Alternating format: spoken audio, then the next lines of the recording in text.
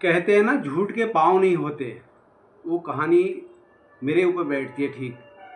पिछले साल जब मैं दुकान से आता तो डेली का एक सिस्टम बन गया था कि वहाँ मैं, हालांकि मैं दारू बीड़ी सिगरेट गुटखा ये चीज़ें कुछ यूज नहीं करता हूँ, उपयोग नहीं करता हूँ। तो अब वहाँ दुकान में था तो शाम को वो मेरे कुछ साथ वाले सरदार जी लोग हैं तो वो बैठते थे, वो मेरे को थोड़ा थोड़ा करके दे देने लगे, पंडित जी अच्छी दारू है, घर की है, ये है सो है करके थोड़ा थोड़ा देने लगे। एक आधा हफ्ते में उनने मेरे को ऐसा ट्रेंड कर दिया कि मैं खुद मांगने लगा, मीठी मीठी लगती थी पीने में। तो डेली का सिस्टम बन गया वो, फिर हैबिट बन गई। फिर तो मैं कहने लगा लाओ यार सरदार जी दो एक आधा पैक लगाते हैं। अब वो सरदार जी लोग हुए, वो मेरे को दबा के, अगर मैं इतना मांगा तो इतना दे देते, वो ज़्यादा दे देते, मेरे को टल्ली कर देते। अब मैं डेली जो है शाम को पी के घर आ जाता दुकान बढ़ाने के बाद। तो घर वाले कहने लगे भाई देखो तुम, मतलब तुम्हें कोई व्यसन नहीं था, कुछ नहीं करते थे और अब तुम रोज़ ना पी के बिल्कुल टल्ली होके घर आने लगे, ये तो अच्छी बात नहीं। रोज़ मेरे से झगड़ा करने लगे। अब भाई दिन भर थका हारा आदमी, शाम को घर में टेंशन हो, झगड़ा हो तो फिर अच्छा नहीं लगता है। वो भी दुखी, मैं भी दुखी, पीने को मन करता ही था, आप क्या करें। तो फिर इतना झगड़ा होने के बाद मैंने सोचा क्या किया जाए। मेरी तरकीब मेरे को सूझी। मैं दूसरे दिन एक क्वार्टर, अंग्रेजी का एक क्वार्टर खरीद के लाया। मैंने कहा भाई ऐसा है, मैंने 2 महीने दारू पी रखी है, अब एक दिन तो ये छूटेगी नहीं।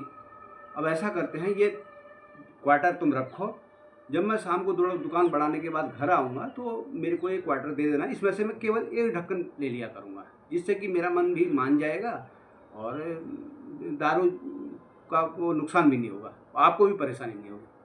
सहमति बन गई उनमें और बच्चों में और मेरे।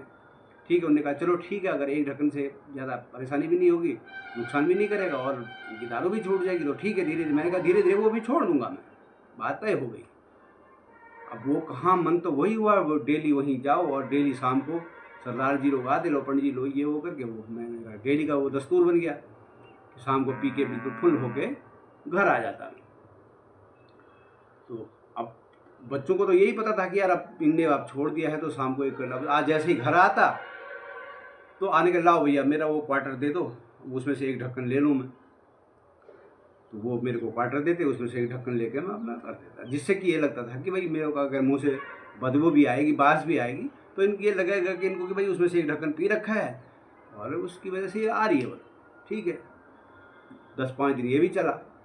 अब एक दिन जब मैं पी गया, कुछ ज़्यादा ही पी दी मैंने, कुछ दिन आया लड़ते करते ऐसे करके आया, लेकिन गेट पे आने के बाद मैंने अपने आप को ठीक ठाक, पूरी तरह ठीक ठाक करने की कोशिश की। अब ऐसे जैसे तैसे मतलब संभल के बिल्कुल ऐसे करके आया मैं, और आते ही मैंने कहा पहला काम वही किया, क्योंकि दिमाग में सारी बात रहती थी कि भैया घर में ये प्रॉब्लम होगी, मतलब जो लोग करते हैं ना दारू पी के नौटंकी ये वो, ऐसा कुछ नहीं, होश सब रहता है, दिमाग में भी था, सब होश था।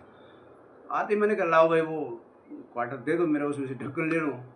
जैसे तैसे बैठा मैं, वो लाए, मैंने एक ढक्कन उसमें से निकाला और पी दिया। बस पीने के बाद बस 1-2 मिनट बाद फिर मैं बाथरूम चला गया, जैसे तैसे दीवारों का सहारा लेके बाथरूम में गया, वहाँ धड़ाम से जो है मैं गिर पड़ा। अब बच्चे वहाँ से दौड़ के आए, अब दौड़ के उठा तो फिर भी मैं अपनी जो लड़खड़े, अरे नहीं कोई दिक्कत नहीं, मेरे को पैर फिसल गया। अब जुबान से तो वो टेढ़ा बना ही रहा था। तब बच्चों ने समझा ये हमें 10-12 दिन से बेवकूफ़ बना रहे हैं, लड़खड़ा तो रोज़ रहे हैं, ये एक ढक्कन से तो इतना नशा हो ही नहीं सकता है, ये हमें बेवकूफ़ बनाने का। तो बच्चों ने पकड़ा, वो क्वार्टर भी वहीं फोड़ दिया, जाओ आज से कोई दारू वारू का लफड़ा नहीं। मैंने कहा भैया ये चाल भी जो है नाकाम हो गई मेरी।